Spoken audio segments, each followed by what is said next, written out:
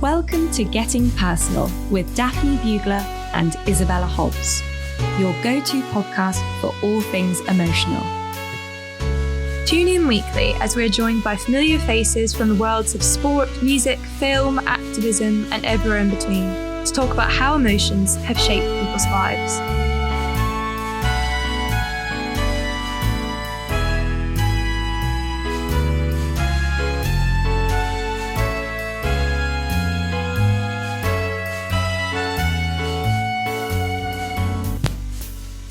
Hello, and welcome to episode 2 of Getting Personal. I think we can both agree, Isabella, that the support and response we've had since launching last week has been overwhelming. So, firstly, from us, a massive thank you. And also, thank you to everyone in Jamaica who helped us get into the top 20 society and culture podcasts on their chart last week. Also, Daphne, we've had so many questions coming in about your accent. Can you please explain? Oh my God, it's so funny. I get this all the time. People always think I'm Scottish or Irish, but funnily enough, I'm actually Canadian, although I would say my accent is not as strong as it used to be. So I do get it's confusing. But moving on. Our guest today is an award-winning celebrity life coach, speaker, and best-selling author. His latest book, Surthrival Mode, is best described as a how-to guide for men to navigate through their emotions and trauma, which he illustrates by depicting his own personal narrative of abuse, depression, and low self-esteem. With suicide rates and mental health issues rising rapidly among men, our guest's latest book aims to be an effective tool to be used in their healing. Through his writing, he's spoken about how important it is to him that he's found a devoted audience of young men of colour who've connected with his vision of masculinity and emotional intelligence. He now lends his expertise to the New York City Department of Education, as well as several colleges across the city. He was invited to take part in the City University of New York's Black Male Initiative and was also honoured by Black Enterprise magazine. We are honestly so excited about this episode, so today we are getting personal with Pervis Taylor. Before we get started, this is a little disclaimer as our audio this week will sound a bit different. Pervis is in the States and didn't have access to a mic, so we apologise if the sound quality isn't up to our usual standard. So, having just finished your book this morning, I'd love to just hear from you a bit about what your journey has been to getting to that book and how emotions, why you decided that this was something that you really were passionate about. And yeah, well, firstly, thank you so much for having me, and thank you so much for the kind words about the book. I'm honored. My journey with emotions has been like, I remember being a child, and my father used to always say, "Stop crying, stop crying," but I needed to cry. You know what I mean? Or my mom would be like, "Stop crying, and I needed to cry, as I matured, as I got older, I recognized that I was holding so much in, and it was a lot. It was in my chest that I needed to get out. And by the time I got to college, I had like a breakdown because I was suppressing all the emotions that I was holding inside for so long. And so I recognized in that moment that emotions are important. And I think my father at the time, who ended up passing from a heroin overdose, I think he had his own experience with his emotions, and he allowed me to start being who I was. He stopped telling me to stop crying. He was like, "Well, son, if you need to cry, cry, but just get yourself back up." And so throughout that, I guess my parents all went on their own emotional journey, and they recognized the importance of them. And that's how I kind of arrived at that place. And I recognized that if I was feeling that way, so many other men were probably feeling that way as well. And so that's kind of like, in a nutshell, I mean, it's a lot of things that happened. I mean, I experienced molestation. I was bullied. There was a lot of things that I was holding on inside, and I didn't have a space to share. And so what it did is just turn me into kind of like a catatonic state where I was present, but I wasn't being my most authentic self. Something that I wrote down earlier when I was reading your book that I wanted to just touch on a bit here is that you said, one of your quotes was that we as a society are in the poker face era. We want to look cool, calm, and together. We want to look as though we've never experienced anything. And that really stood out to me in how accurate it is, and how so many of the people that we speak to or in just our own lives have that kind of perception, and that all of us on a day-to-day, when we experience stress, it's like, oh, no, we shouldn't feel like that, or, you know, what can I do to look like I've got everything together? So we're in your work as a life coach. What kind of response do you get when people first come to see you, or when you first interact with people who probably have this preconception, and how do you start debunking that? Yeah, it's funny. I actually just had a session with a man for the first time. And he said, you know, my father told me I wasn't allowed to cry. My father never hugged me. He never did all these things. And he said, I recognize that this is problematic for me. And I said to him, I said, well, you know, you're a grown man now, and your father doesn't have control over you anymore. And he just stood there and looked at me. He was frozen. And I saw this tear come down out the corner of his eye, because he didn't realize that emotionally he was still a child, and that his father's impression on him still had held him captive. And so I said to him, I said, you have permission as a man to be human. And to be human means to experience and feel your emotions, to process them. That's a sign that we're human, right? Is that emotions, they're indicators of where we are on this journey called life. And I said to him, I said, you have the right to be whole. You have the right to experience that emotion. And I said, you know, once you experience it and can articulate and really accept what you're feeling, I said, you're on the journey towards healing. And he was just like, his eyes were like this. He was just like, are you serious? I was like, yes. I was like, yes, absolutely. And so that was so new for him, because his whole life was, you can't cry. Men don't cry. You have to keep it moving.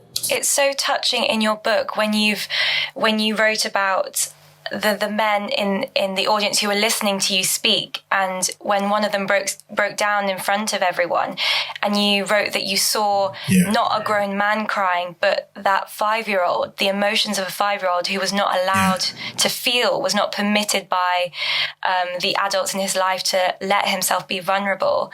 And I think it's just so incredibly important that you are encouraging men everywhere, because there's such shame upon men for expressing themselves, for being emotional, for crying. So it is, I'm so incredibly happy and so pleased that you're putting this positive space, this positive world, this book out there that I think will influence men everywhere. So thank you for that. Thank you so much. And it's funny, you mentioned something like, with both my parents, I've seen my mother cry once. And I've seen my father cry twice. And so that affects a child emotionally. It teaches you that emotions are not okay. You know what I mean? And so one of the things that my brother and my sister, what I hope to do when I become a father, is to show them that that's okay. To cry in front, to show them that that's actually a strength, not a weakness. I'd just like to pull out something that you also mentioned in your book, which is how significant the race and gender are in the way that we are able to perceive emotions, and the way that we, society makes us feel like we can perceive them. So would you mind basically just running us through what you said in your book, and just kind of expanding on that for us about how race and gender do play such a significant part in how different races and different genders are allowed or given space or permission to deal with or to acknowledge their emotions? Absolutely. In terms of race, right? I remember an experience, my first job here in New York City, and I was 22 years old, and me and my coworker had a disagreement. And the day before, there were two white ladies who had a disagreement, and it was like fever pitch. Like, it was really intense. They were cursing at each other. It was bad. I thought they were going to come to blows. It was that bad. And I remember nothing happened to them. And I remember when me and my coworker, she was a white woman, when we got into it, and she actually, in hindsight, they acknowledged that she was harassing me. When I got into it with her, they escorted me out the building, and I didn't curse. I wasn't volatile, but it almost was perceived as if I was this angry black man when I was just really defending myself, right? And so that taught me that as a Black man or even as a Black person, what my passion could be deemed threatening to other people, right? And so that means that I have to siphon off who I am, right? So I have to present a partial representation of who I really am, which doesn't feel good. No one likes to feel contained, right? And when it comes to with women, as far as the genders, women by nature are communal. You guys cry, you and your girlfriends, y'all just talk about things and it's like no judgment, right? And so with men, it's not the same. It's, I say in the book that, women don't ever speak like 30,000 words a day. Men don't ever speak like 10,000 words a day. And I always say that your healing is in your words. So the more words you can use, the greater your healing will be. So if women are using 30,000 words a day and communicating with each other, the healing it's more optimal to happen. And with men, because we're socialized to not be communal in that aspect, unless we're talking about sports, sex, or, like the basic things, it really does hinder us because we're not allowed, nor are we given the lexicon to express the emotions, that we're experiencing. Like you talk about the stereotype of that angry Black man that so many are labeled, and a white man would be called passionate about a subject if he was raising his voice about something, whereas a Black man would be called aggressive or violent. Moving on to the emotion of anger and the stereotypes that come with it being who you are. Could you tell us a bit more about an experience with that emotion of anger or a poignant memory? I was thinking about this last night because I was reading what you guys were asking about, and for anger, that's a very, very tough one for me because I always get to the bottom of my anger, which is the hurt and the disappointment. But the time that I was like exceptionally angry, I would say was so that situation I just named at the job, and when we had the follow-up meeting, I was so angry that I couldn't even speak. Like my voice was trembling because I was so enraged that they had the audacity to escort me out the building and embarrass me, right? And I remember sitting in that meeting and you could feel my friend who worked in the upper management at the time, she said, Pervis, you could feel the heat coming off your body. That's how angry you were, because I couldn't believe that they did that to me. And I started crying in the meeting because it was just so and I knew I couldn't do anything. And I felt powerless and I felt helpless. And I just felt so angry that I felt so powerless at the time. And I think that experience, it changed me because now before I get to the place of being enraged, I try to talk myself down. I try to acknowledge what I'm feeling as it progresses. And I have the language now to describe what it is that I'm feeling at the time. But that, I will never forget that meeting. I couldn't even speak. Like my voice was trembling and you could literally feel heat coming off my body. I think what you're saying leads on quite nicely to a discussion of fear. So I'd love to know from your perspective, if you could talk us through what that emotion looks like to you and how it's manifested itself in your life, and really what your experience with fear and with overcoming fear looks like. I will say this, I'm acquainted with fear, and I hate the way that it makes me feel. It is so disempowering. My relationship with it is it's hindered me, the emotional fear, in some ways. And I will say, I was thinking about this too. I spent some time in LA because I have celebrity clients or whatever in Los Angeles. And this particular time in my life, things were not going well business-wise for me. So things in New York were just up in the air. I didn't know I was going to live, and there was just all this craziness happening. And when I was in LA, everything was great. Then I had to go to the airport. And I remember waiting to board and hoping that my flight gets canceled, because I was so afraid to come back to New York because I didn't know what was waiting for me when I got here, and I started crying. I remember I was on the phone with my ex-girlfriend, and I told her, and I just started crying on the phone, and she was like, "It's gonna be okay." And it was just like, because I didn't know, fear was like, I felt like I wasn't in control of anything. I didn't know what was happening.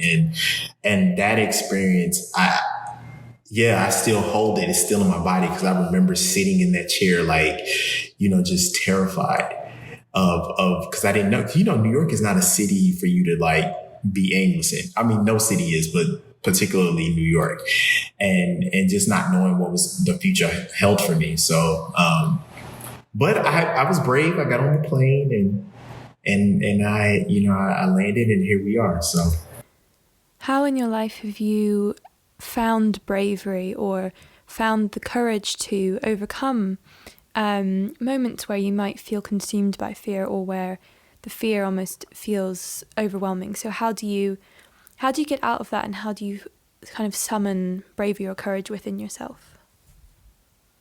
Well, the thing is that I always make this statement. I said that no one is born ill-equipped. They're just born ill-informed. And I think a lot of us don't know what we have until we need to have it, right? And so for me, I didn't know that I had bravery until I experienced fear. And so they go hand in hand. And so unless, you know what I mean? I'm telling you, you have bravery. You have courage. You have it, right? You just have to access it. And so what I did was I made a choice, because we've all felt anxiety, right? Fear can trigger anxiety. And let me tell you something. I've had anxiety so bad when I was younger that my hair fell out.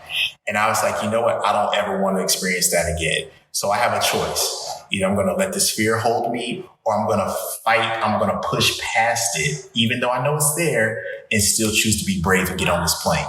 You get what I'm saying? So it's like, I think it's one of those things where you have to kind of have to fight your way through it, right? It's not an easy thing, but it's something that you do possess. We don't, and here's the thing, you need to have those experiences of fear. You need to have those experiences of anger. You need to have all those things happen to you, those disappointments, because that brings out the real you, the beautiful you. You know what I mean? Like, if life is easy, then you don't ever get to know who you really are. And so in those moments, I say, like, when you experience fear, it's an opportunity for you to know the brave you. It's an opportunity, right? And obviously feel the fear. I'm definitely not saying don't act like it's not there, but feel it, but also know that you can choose bravery. And you possess it already.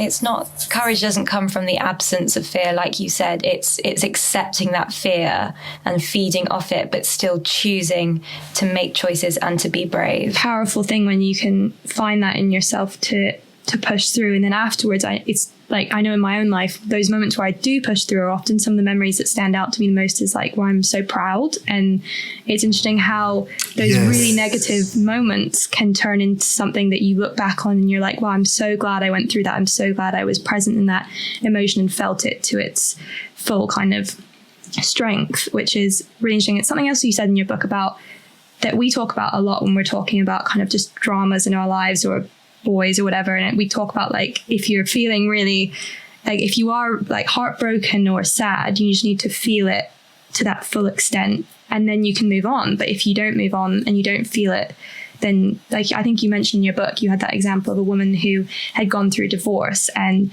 you said that actually if she feels it now, then she'll be in a better place for her next relationship than her ex-husband, who and just he's going to on. implode. He's just gonna He's going to implode. That's what ended up happening. Wow. In that scenario. Yeah, he ended up imploding, and I didn't know that. And she actually followed up with me and she said, "You told me that," and she said, "I'm so much better now." I said, "Yeah." I said, because we think experiencing emotion is weakness, and it's not. It takes strength and courage to experience an emotion, because our default is to push it away, suppress it, and act like it's not there, because we want to look like we have it together. And that's the biggest threat. Culture will always be the biggest threat to our progress as human beings. What would be a good emotion to go through next? Potentially maybe love then, because we've been touching on it briefly. So what does love mean to you? And I mean, love comes in so many forms. There's the love for friends, for family, for, relationships, for even, food or hobbies. Or, what kind of sticks out to you as a moment where you really felt love, or you were that passionate about something? And I guess there's a difference between love and passion, but what does it all mean to you from your perspective? Well, love to me means to benefit the other person at my expense, right? That's what love means. Means that I'm choosing to benefit you at my expense. And I've had many experiences with love, but I will say the most recent one is my 40th birthday. They had a surprise birthday for me, and I was completely surprised. And I burst into tears because I had people from all over the world on Zoom. I had people in person. I literally hadn't felt that much love in a long time. And I know that love is there and it's more than just a feeling, right? But it was just so overwhelming. Like, I literally just sat there like this the whole for like 10 minutes, like just crying. And it felt so good because I think so many of us need that affirmation that we're loved every day. I feel like everybody needs that.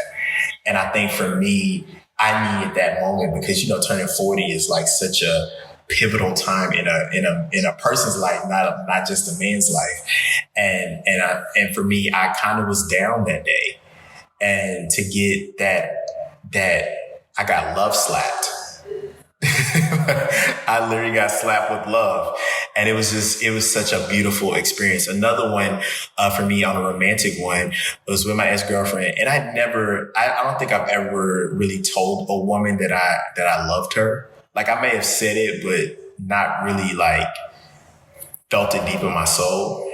And my ex-girlfriend, we were on the phone, we were broken up. And I said to her, you know what? I love you. And I'm like, I wish I would have said that when we were together. And she said it to me, I love you back. And it was just like,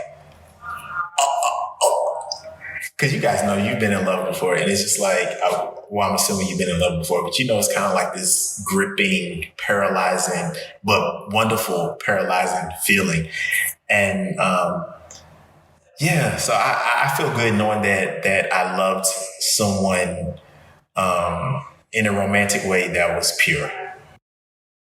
It's just all consuming, isn't it? That feeling of love when it's a romantic love, it consumes you, is what I've always felt. And it's so different to like I have very, very strong love for my friends. Very, very strong, but it is a different feeling to being in love with someone romantically. But you're right, there is a pure sense to it that you're not trying to get anything out of it. It's just a feeling. Yes. And I love my friends fiercely.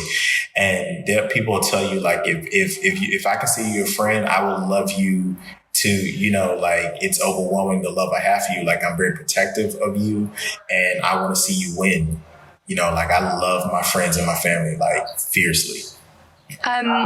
Just briefly, because you mentioned kind of your 40th birthday and the idea of that being sort of a very pivotal moment, I just want to touch on the idea of sort of, I guess, that came into that, the idea of success. And we were talking the other day with one of our other guests about, he was a similar age, actually. I think he just turned 41, and he was talking about how he feels like, and he quoted Hamilton and like the musical, and the idea of he's running out of time, and that he almost has to like speed everything up because he has that sense.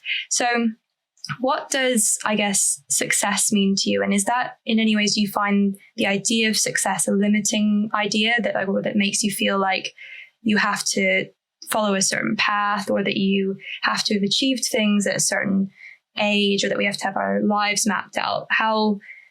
What kind of emotions does that concept bring up for you? What's funny? So success for me means it's different to me now at 40 than it did when I was 30. When I was 30, success was about achieving. And at 40, success is about having peace with myself. So that's like it's like a different thing. I think when I think about success at the time in my 30s, it triggered anxiety because it felt like pressure that you know what I mean? Like so many people were so much more successful than me. And I felt like I was like behind, and I would pray. I'd be like, God, did I choose the right path? Like it causes you to get very insular about you, and you can tend, at least from my experience, to beat yourself up, thinking about trying to achieve. And so now at 40, I'm happy that I've achieved what I've achieved, but I'm more happy that I have success because I know Pervis. I know who Pervis is. I know I'm not perfect by any means, but I have worked through a majority of my issues. And I feel like I'm very, very close to the journey of wholeness. And so for me, success is like, I love having achievements, but I've counseled celebrities that you guys won't believe who I asked them to name 5 things about themselves that makes them wonderful, and they can't do it. But these are people you see on TV. These are people, who have millions of dollars. And so for me, I don't want that. I don't want to have just achievement.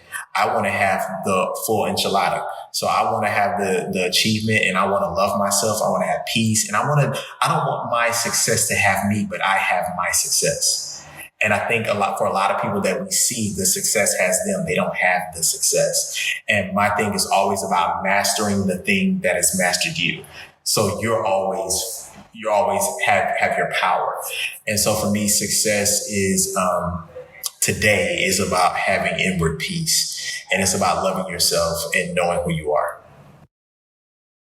Would you say that happiness for you is also similarly about that, having that achievement and that inner peace and that self-love? Is that, when you think about them all together, is that what happiness means to you? Well, happiness to me used to be that. Like, I think for a lot of us, happiness, we think of that euphoric state. And, that's not really sustainable, in my opinion. And, the feeling of happiness, quote unquote, is very ephemeral. But I think the thing that we really are aspiring for is contentment. I'm good. Like, you know what I mean? Like, I'm good with who I am right now. I'm good with the success. I'm good with the achievements. I'm just content. And I think for me, that is much more sustainable, in the experience of joy is much more sustainable than happiness, because it's always based off happenings. So what if I don't get an interview? Or what if if I don't get a new client? Then what? My happiness goes away? You get what I'm saying? Or what if I don't get another TV interview? What if things don't go right? So then my happiness goes away. And so I don't want the feeling of happiness to be linked to happenings in my life. I want it to be the choice that I make, that I'm choosing to be content. I'm choosing to be happy. I'm choosing to be positive regardless of what's happening. And that's a hard thing, right? That's easier said than done, but I think it does boil down to choosing. I think when it comes to, we are so empowered, we're such powerful beings that we can choose the experience we want to have, regardless of what's happening to us in life. Because I always say that life happens to us, but life also happens from us. And so I'm choosing, and it's difficult. Like I said, I want to reemphasize that, because whoever's listening, like it's a difficult choice, but it's a choice nonetheless that you can make. Choose to be happy. Because there are people who have success, who have everything going for them, and they're depressed. One thing I want to ask is, with the idea of happiness, I think you said earlier about how you kind of have to go through those tough times as well. I mean, we all go through harder times, but in a sense, for some of us than others, do you think there's almost, our joy can be more amplified if we've gone through something harder? Absolutely. I always tell people that a dynamic life is filled with challenges.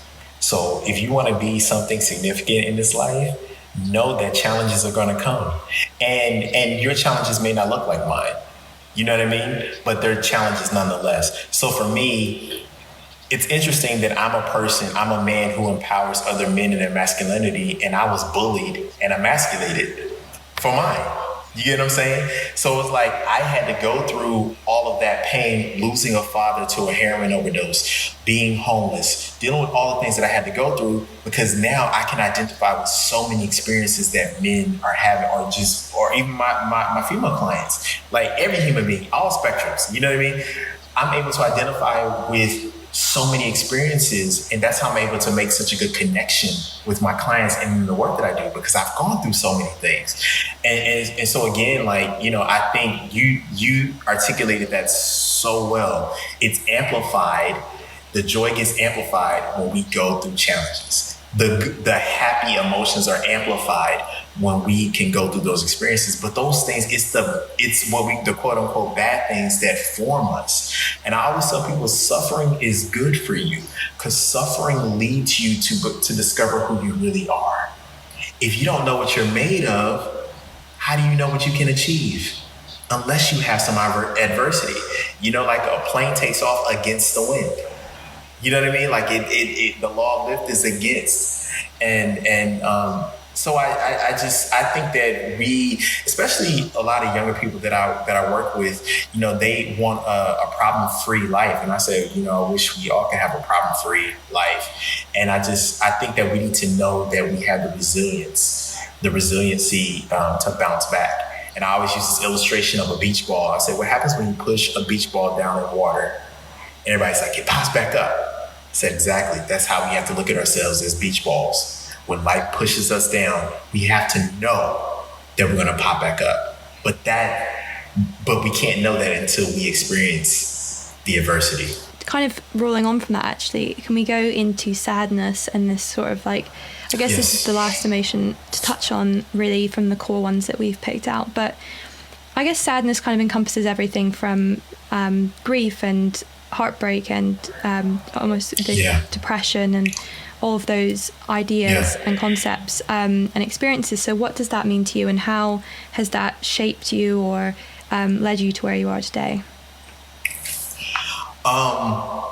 You know, sadness was an emotion that I felt most of my teenage years, because I was bullied and I was made fun of so severely, and it was just like I didn't know who I was. I had no grasp of who I was as a man and as a human being. But sadness, for me, the relationship I have with it, I think it's one of those things. It's kind of like the cocoon process, like the depression, the grief. If we look at it, it depends on how we look at the perspective of it.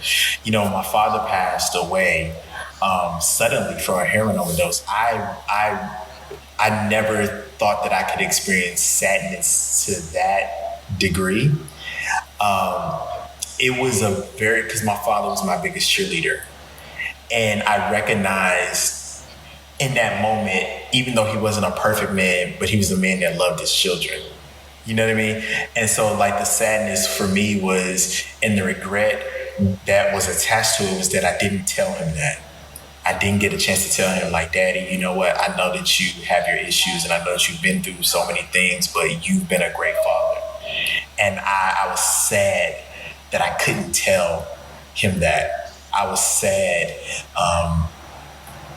that his life ended like that. I was sad that he made that choice. And if I would have said something, or maybe if I would have called him that day, he wouldn't have made that choice, because he was clean for like 10 years. And so as you so eloquently put, the depression, all the things that were attached to it, that was something that I felt for years. If I'm honest, like I would say, like the later half of my 20s, it was just all sadness, depression, all of that stuff. But I think that time, though, again, and how I used it, I started to be introspective and think about my life and who I wanted to be and what were the good things about my life, right? So I took the time to start, getting into reflection, having that inward articulation with myself, and that's how I started to have the desire to help people. So the sadness and the depression led me to being the person that I am today, led me to being the coach, the dynamic coach that I am today. So that time of my life, again, I want to emphasize that nothing is wasted in our life if we allow it. So sadness for me was the impetus to me becoming who I am. I'd be really interested to know, because you're such an inspiration, Pervis, to so many men in terms of pulling yourself out of that sadness and depression, learning to choose happiness again and again, and being able to be so comfortable and open and honest about your emotions and encouraging other men to do the same. When you were younger, did you have many or anyone who was like that male role model that you would see being open and emotional, or is it something that you drew from inside of yourself because you needed to be that person? I'll tell you, this is this one experience with my father that I say that is the most powerful experience I've ever had with my dad. And I remember he sat me and my brother and sister down one day, and he was cooking us breakfast, and he said to us, he said, listen, me and your mom are probably getting a divorce. And he said, it's my fault because I have a problem with drugs. And even just in that demonstration, it showed me the power of being transparent and being vulnerable. And so I was like 16 at the time, and I said, oh, so it's okay. You know what I mean? Like I was learning from that experience. He taught me the power of transparency and vulnerability. And to answer your question, the reason why I started doing the work that I do currently is because I didn't have someone when I was growing up. I didn't have that model. The only modeled experience I had was that moment my father was being transparent and vulnerable. And so I wanted to give young men what I didn't have. And I also understood that, as we progress in life, as we become more successful as a culture, our ability to suppress and our ability to become overwhelmed with emotions or things that we don't understand, it becomes weaker. And so we have to be able to deal with them. Hence why African-American men have one of the highest suicide rates globally. You know what I mean? So it's like, I was like, okay, if I was thinking about suicide ideation when I was a teenager, which I did, and I didn't go through it because I had some type of strength to suppress it and keep it moving. And if they don't have that same thing that I had, it was a 911 for me. So I was like, we have to teach these men how to cope and how to heal, or at least process, or at least articulate what it is they're experiencing. We need. I think it's the system. We have. You've heard the school to prison pipeline. We have to. First of all, we have to understand that depression in young boys and young men of color looks different than any other demographic. So what you may deem as ADHD could really be depression. And so we also have to understand that psychology is not an exact science. And so we have to come up with various modalities and various therapeutic approaches that can help African-American boys thrive. We have to change the system, and a system that says like, yo, we'll put you in jail or you'll be brutalized by the police. The system needs to say that we want you to thrive. We want you to be whole. So the framing of our education system, the framing of the governmental system has to change. But also too, we have to incorporate a lot more social-emotional learning into curriculum. And when I mean by social-emotional, I mean like real social-emotional. So like talking about molestation, talking about being emasculated, talking about toxic masculinity, talking about creating safe spaces for young men. That has to be something where safe spaces are created often. And how can we help? It's just being supportive of that and just being an advocate for it. Like these young men, they need a space. They need a safe space, and they need people. We need to have people who are trained, who are skilled to work with that demographic. And we need to let them know that we want them to thrive. We don't want them to just get by. We don't want them to just be okay. We want them to be whole human beings. And I think that's the narrative has to change around that. I'm so glad that you did bring up education, because my job is working with kindergartners. And so I'm really interested in kind of those early years, how that shapes them as they grow up. And I've been reading more and researching more about particularly Black boys who are age 4, 5, and the way they get labeled as disruptive or violent. Whereas if you compared it to a counterpart class with a white boy, they would label him as like, oh, he's energetic, he just needs a bit of extra attention.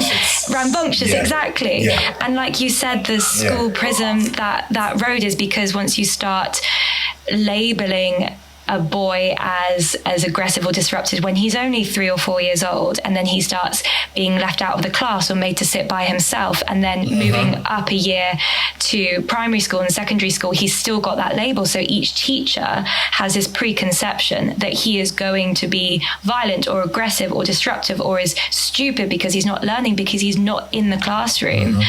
And so it's just so interesting when you start to change that and you start to tweak that just by allowing the teachers to actually look at the child and think, okay, why am I labeling him as disruptive?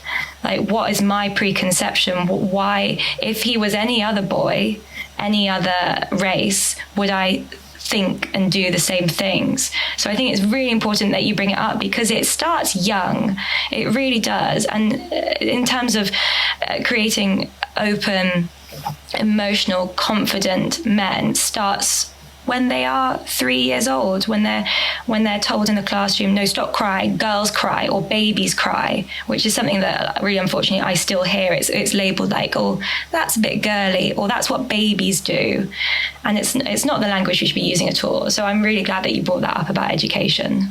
Absolutely. And there's a successful program in California where they incorporate mindfulness into the curriculum. So rather than go to detention or in-school suspension, they go to the meditation room, the mindfulness room. And those things are helping where behavioral problems have gone down significantly, because now they're looking at Black boys as whole human beings. And I think that's the way education has to be. It has to appeal to the whole human being.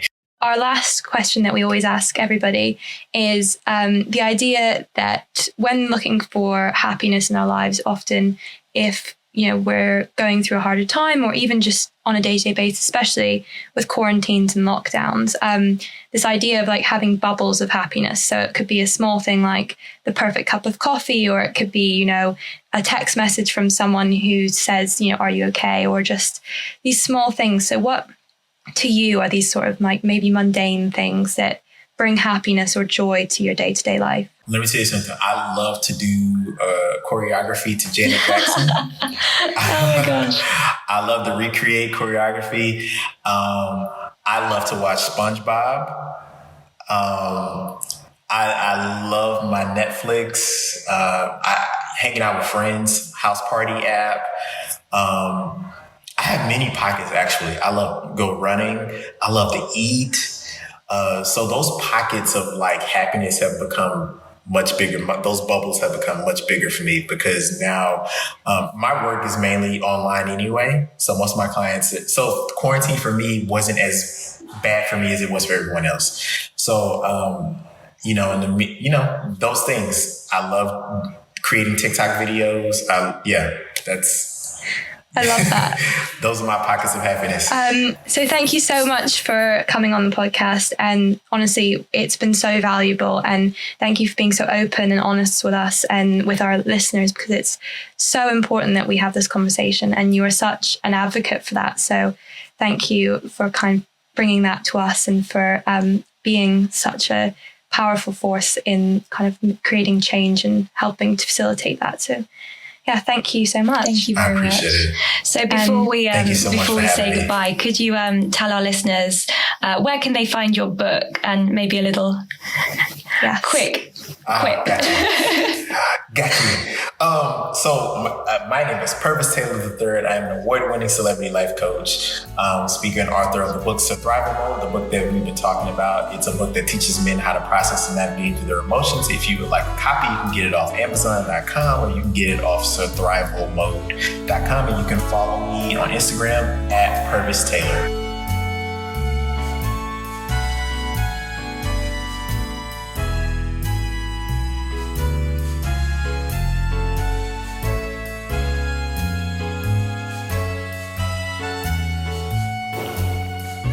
Thanks for listening to Getting Personal.